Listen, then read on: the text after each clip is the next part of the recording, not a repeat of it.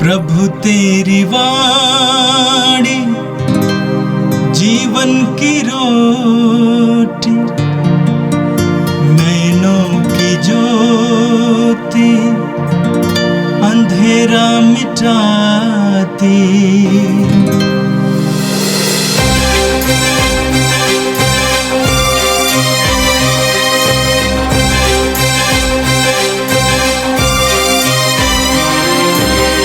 प्रभु तेरी वाणी जीवन की रोटी, नैनों की ज्योति अंधेरा मिटाती। प्रभु तेरी वाणी जीवन की रोटी, नैनों की ज्योति अंधेरा मिटाती। वाणी वाणी वाणी वाणी वाणी पवित्र है, शाश्वत है, जीवन का मन्ना है। 24 सितंबर शुक्रवार। पहला पाठ नबी हगाय का ग्रंथ, अध्याय 2, पद संख्याएं 1 से 10 तक। 7वें महीने के 21वें दिन नबी हगाय को प्रभु की वाणी सुनाई पड़ी। शअलतियेल के पुत्र यूदा के राज्यपाल जरुब्बाबेल से योसादाक के पुत्र प्रधान याजक यहोशुआ और राष्ट्र के शेष लोगों से यह कहो, क्या तुम लोगों में से कोई ऐसा जीवित है जिसने इस मंदिर की पूर्व महिमा देखी है? और अब तुम क्या देख रहे हो? क्या तुम्हें ऐसा नहीं लगता कि कुछ भी नहीं बचा है? फिर भी हे जरुब्बाबेल, धीरज रखो, यह प्रभु की वाणी है। हे योसादाक के पुत्र प्रधान याजक यहोशुआ, धीरज रखो, यह प्रभु की वाणी है। निर्माण कार्य प्रारंभ करो, मैं तुम लोगों के साथ हूँ, यह विश्वमंडल के प्रभु की वाणी है। जब तुम मिस्र से निकल रहे थे, उस समय मैंने तुमसे जो प्रतिज्ञा की है, मैं उसे पूरा करूँगा। मेरा आत्मा तुम्हारे बीच निवास करेगा। मत डरो, क्योंकि विश्वमंडल के प्रभु कहता है, मैं थोड़ा समय बाद आकाश और पृथ्वी को, जल और थल को हिलाऊंगा। मैं सभी राष्ट्रों को हिला दूंगा। तब सब राष्ट्रों की संपत्ति यहाँ आएगी और मैं इस मंदिर को वैभव से भर दूंगा। विश्वमंडल का प्रभु यह कहता है, चांदी मेरी है और सोना मेरा है। यह विश्वमंडल के प्रभु की वाणी है। इस पिछले मंदिर का वैभव पहले से बढ़कर होगा। विश्वमंडल का प्रभु यह कहता है, और मैं इस स्थान पर शांति प्रदान करूँगा। यह विश्वमंडल के प्रभु की वाणी है। यह प्रभु की वाणी है। संत लूकस के अनुसार पवित्र सुसमाचार अध्याय 9 पद संख्या 18 से 22 तक। किसी दिन प्रभु यीशु एकांत में प्रार्थना कर रहे थे और उनके शिष्य उनके साथ थे। यीशु ने उनसे पूछा, मैं कौन हूँ? इसके विषय में लोग क्या कहते हैं? उन्होंने उत्तर दिया, यूहन्ना बपतिस्ता, कुछ लोग कहते हैं एलियास, और कुछ लोग कहते हैं प्राचीन नबियों में से कोई पुनर्जीवित हो गया है। यीशु ने उनसे कहा, और तुम क्या कहते हो कि मैं कौन हूँ? पेतरुस ने उत्तर दिया, ईश्वर के मसीह। उन्होंने अपने शिष्यों को कड़ी चेतावनी दी कि वे इस बात किसी को भी नहीं बताए। उन्होंने अपने शिष्यों से कहा, मानव पुत्र को बहुत दुख उठाना होगा। नेताओं, महायाजकों और शास्त्रियों द्वारा ठुकराया जाना, मार डाला जाना और तीसरे दिन जी उठना होगा। यह प्रभु का दिव्य सुसमाचार है। क्रिस्त प्रभु की जय। प्यारे भाई और बहनों, आज का प्रथम पाठ हमने अगाया का ग्रंथ से सुना है।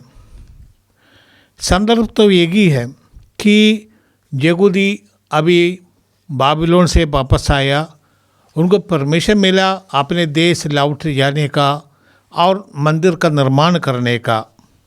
मंदिर का निर्माण एसरा और नहम्याह के नेतृत्व में शुरू हुआ था, परंतु रुक गया। लगभग 20-25 साल रुकावट आ गई। उस समय प्रभु ने अपने नबी हगाई को भेजा लोगों को प्रेरणा देने के लिए, आगे जाने के लिए, क्योंकि रुकावट का एक प्रधान कारण जो आज के पाठ में हम सुनेंगे कि कुछ लोग कहते थे कि पुराना मंदिर कितना भव्य था, कितना सुंदर था, इनका ऐश्वर्य, उसकी महिमा, इसकी तुलना में अभी जो बना रहा है ये कुछ भी नहीं है। इस संदर्भ में नबी आते हैं। जरूर यहूदियों के लिए मंदिर सबसे महत्वपूर्ण स्थान था, यहूदी संस्कृति का, धर्म का, राष्ट्र का प्रतीक है। और मंदिर नबूकदनेस्सर ने तोड़ डाला था यीशु के पूर्व लगभग 700 वर्ष पहले। और लगभग 70 वर्ष के प्रवास के बाद, गुलामी के बाद यहूदी वापस आए। मंदिर निर्माण करना उनके दिल की बहुत इच्छा थी, चाह थी, क्योंकि ये उनके राष्ट्र का प्रतीक है, चिन्ह है। मंदिर के निर्माण में कई बाधाएं हैं। एक तो लोगों को संसाधनों की कमी है, दूसरा है कि अपनी अपनी ज़रूरतों में लोग फंस गए थे और ये सार्वजनिक रूप से काम करने में बाधाएं थे। लोग उत्साहित थे, इतना उत्साह नहीं था। यद्यपि जवान लोग चाहते थे कि हम बनाएंगे, एक भव्य मंदिर बनाएंगे, परंतु पुराने लोग कहते थे अरे भाई वो पुराना सुलेमान का मंदिर कितना भव्य था, उसकी तुलना में आप लोग क्या कर रहे हैं। हमारे जीवन में ऐसा बार बार होते हैं। लोग बोलेंगे कि अरे दूसरे के तुलना में आपका क्या काम है। पुराने पूर्वजों के पुराने ज़माने में हम लोग क्या क्या करते थे, हमारे पूर्वज क्या क्या करते थे। लोग बार बार ऐसे नव युवकों को, आधुनिक जो पीढ़ी को बताते हैं। ऐसे आधुनिक पीढ़ी कभी कभी निराश हो जाते हैं क्योंकि उनको प्रोत्साहन नहीं मिलता। जिनका ये जिम्मेदारी है उनको प्रोत्साहन देने का, वो लोग करते नहीं और निरुत्साहित कर देते हैं। और नबी भी इसलिए आते हैं कि आप निरुत्साहित मत करना, क्योंकि ईश्वर का ये कार्य है, ये इसको संपन्न करेगा। नबी कहते हैं धीरज रखो। आज का पाठ का ये दूसरा हिस्सा है, धीरज रखो, तुम्हारा ईश्वर तुम्हारा साथ है। कहते हैं कि मैं तुम्हारे साथ हूँ, विश्वमंडल का प्रभु की ये वाणी है। और ये प्रभु साथ है, ये बात का अर्थ यही है कि ईश्वर ने यहूदियों के साथ जो विधान पक्का किया था सीनाई पर्वत पर कि उनको अपनी जनता के रूप में ले लिया, और ईश्वर ने वादा किया था मैं तुम्हारे साथ है। प्रभु की प्रतिज्ञा पूरी करेंगे, प्रभु उसको छोड़ेंगे नहीं। इसलिए हम याद दिलाते हैं ईश्वर ने जो कुछ पूर्व में किया था, इसलिए कहते डरो मत, प्रभु पूरे विश्व को हिलाएंगे। सोना चांदी प्रभु का है। विश्वमंडल का प्रभु कहता है चांदी मेरी है, सोना मेरा है। विश्वमंडल का प्रभु कहते हैं दुनिया के कोने कोने से संसाधन जुटाएंगे, मंदिर के निर्माण के लिए आगे जाओ। दूसरी बात जो नबी कहते हैं भविष्य के बारे में, जो भविष्य में जो ये मंदिर का निर्माण होगा इसकी शोभा और अधिक होगा, क्योंकि जैसे मलाकी नबी कहते हैं कि विश्वमंडल का प्रभु स्वयं इसमें आएंगे। यीशु मसीह में ही पूरा हो गया। यीशु जब मंदिर में प्रवेश किया, इम्मानुएल ईश्वर हमारे साथ है, वे इस मंदिर में प्रवेश करके इस मंदिर की शोभा को बढ़ाया। प्रभु ने कहा, प्रभु ये मंदिर को शुद्ध कर दिया था एक दिन जाकर, और ये प्रभु ने कहा कि मेरा मंदिर सभी राष्ट्रों के लिए ईश्वर प्रार्थना का जगह है। अब प्रभु ने इस मंदिर की शोभा बढ़ाई और इसकी मंदिर की शोभा और बढ़ेगा। जैसे प्रकाशना ग्रंथ अध्याय 22 में हम पढ़ते हैं, एक नया जेरूसलेम और ये मंदिर जो प्रभु का निवास है, सोना चांदी का बना नहीं है, ये पवित्रता का चिन्ह बन जाता है। फिर आगे जाने का, आगे देखने का वादा आज प्रभु नबी के द्वारा हमें बताते हैं। हमें ये नहीं कहते रहना कि ओल्ड इज गोल्ड, एक कुछ तरह तब ठीक है, पुरानी बातें हमें प्रेरणा देना चाहिए, आश्वासन देना चाहिए कि हमारे प्रभु हमारे साथ है। जो प्रभु का कार्य है वो प्रभु संबंध करेंगे। जैसे स्तोत्र 127 पद संख्या 1 में पढ़ते हैं, प्रभु ही घर का निर्माण करता है। यदि प्रभु निर्माण नहीं करता तो मजदूरों का काम बेकार है, हमारा सारा प्रयत्न निष्फल हो जाएगा। परंतु प्रभु की वादा है, प्रभु साथ देंगे तो हमारा कार्य संपन्न होगा। प्रभु का कार्य को खोजना, यही पूरा करना, यही हमारे लिए महत्वपूर्ण है कि ईश्वर हमारे साथ है तो ईश्वर का कार्य में लग जाना। ईश्वर ने जब मूसा अपने उत्तरदायित्व जिम्मेदारी जोशुआ को दे रखा था, जोशुआ का ग्रंथ में हम पढ़ते हैं, जोशुआ डर रखा था तो ईश्वर ने मूसा के द्वारा कहा, डरो मत, मैं तुम्हारे साथ है। हम जानते हैं कि जोशुआ के द्वारा यहूदियों को इकट्ठा किया गया और प्रज्ञात देश में प्रवेश हुआ। ईश्वर साथ देने से संबंध होता है। जैसे दाऊद अपने पुत्र सोलोमन को जिम्मेदारी दिया कि नया मंदिर बनाने के लिए, ईश्वर का भवन का निर्माण करने के लिए, ईश्वर ने सोलोमन को दाऊद के द्वारा किया, जिसके बारे में हम इतिहास ग्रंथ में पढ़ते हैं। अध्याय 22 में पढ़ते हैं कि दाऊद ने अपने पुत्र से कहा, डरो मत, तुम्हारा ईश्वर तुम्हारा साथ है। और हम जानते हैं कि ईश्वर की शक्ति के, ईश्वर का कार्य संपन्न हो जाता है। ईश्वर हमें इस्तेमाल करते, हमें केवल इंस्ट्रूमेंट है। हम ईश्वर के हाथ में केवल इंस्ट्रूमेंट है, साधन है। कार्य करने वाला ईश्वर है और ईश्वर सब कुछ कर सकते, ईश्वर के लिए सब कुछ संभव है।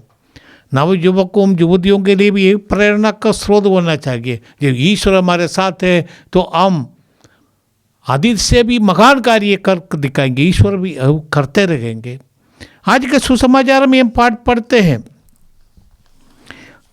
लूकस के अनुसार प्रभु यीशु का पाठ में हम पढ़ते हैं, यीशु प्रार्थना कर रहे थे। ये यीशु का आदत था।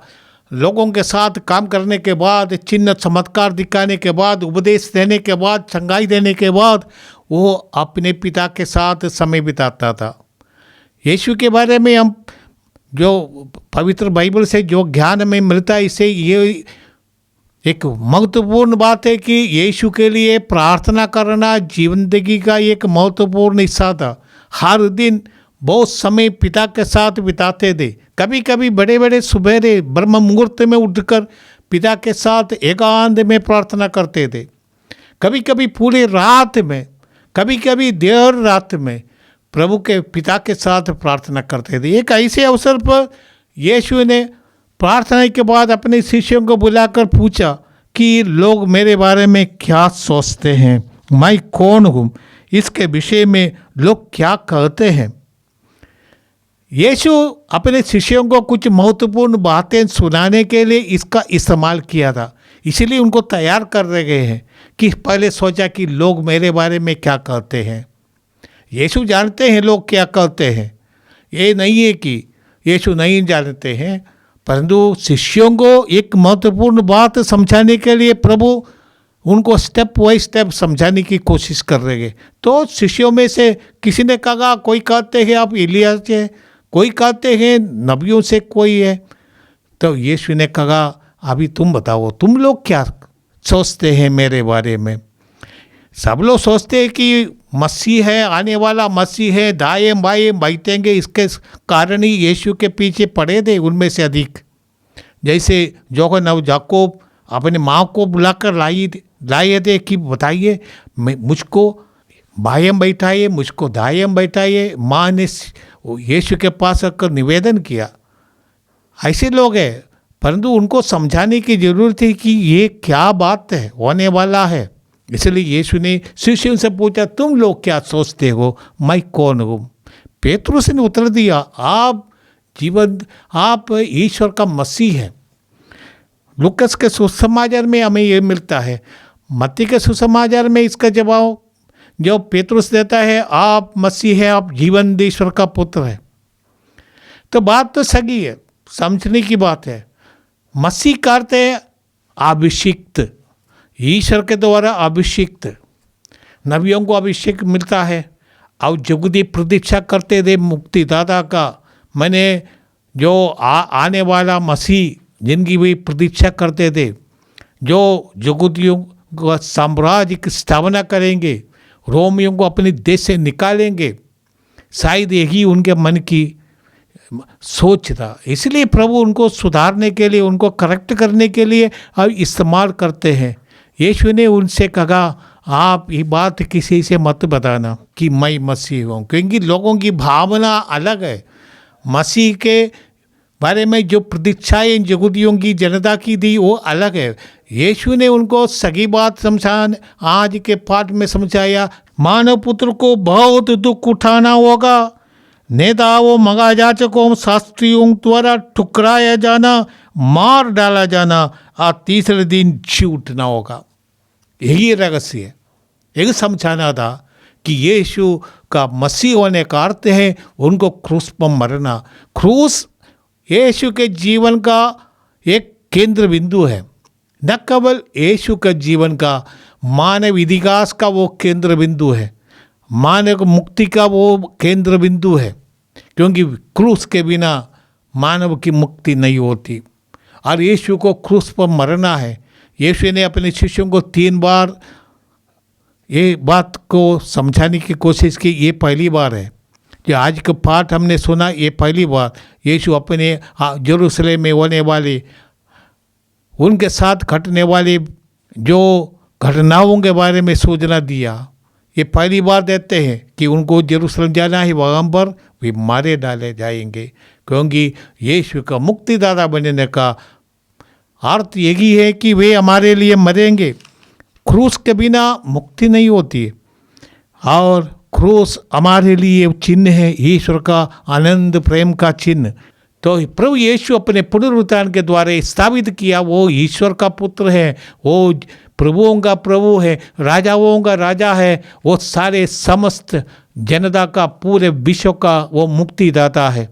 आइए हम अपने विश्वास को प्रभु के पवित्र वचन को सुनकर दृढ़ करें। आइए हम प्रार्थना करें। हे प्रभु, ये हमारे ईश्वर, जो कुछ हमारे जीवन में होता है वो सब तेरी योजना के अनुसार होता है। हमें समझने की बुद्धि दे, हमारे साथ बेईमानी करने से नहीं, वो भी हे प्रभु तुम्हारी योजना के अंदर आता है। जैसे जुदास ने तेरे साथ विश्वासघात किया, पेतरुस ने तेरा तिरस्कार किया, यह सब योजना के अंदर, ईश्वर की योजना के अंदर हुआ है। हमारे जीवन में भी जो कुछ होगा प्रभु, हमें ये समझना चाहिए कि ईश्वर हमारे साथ है। हमें धैर्य रखना, हिम्मत रखना, विश्वास रखना, क्योंकि ईश्वर हमारे साथ है तो ईश्वर की इच्छा हमारे जीवन के, हमारी सफलता के लिए, हमारे आनंद जीवन के लिए जरूरी हमें ले जाएंगे। हमें कभी निराश नहीं होना होगा। ये प्रभु हम तुझे धन्यवाद देते तेरी महान कृपा के लिए। तूने हमें यीशु को दिया है जो हमें इतना प्यार किया, हमारे लिए क्रूस पर मरे और हमें शांति दिया, हमें पवित्र आत्मा का वरदान दिया और हमें ये सब समझने का ये कृपा दी कि पिता हमारे साथ है, ईश्वर हमारे साथ है, हमें नहीं डरने का है। जिंदगी में आगे जाना, चाहे अंधेरी घाटी को होकर हमें जाना पड़े, हमें किसी बात की डर नहीं, किसी बात की कमी नहीं, क्योंकि प्रभु हमारे साथ है। ये प्रार्थना हम करते हैं हमारे प्रभु क्रिस्त के द्वारा, आमीन। प्रभु तेरी वाणी जीवन की रोटी, नैनों की ज्योति अंधेरा मिटाती, हाय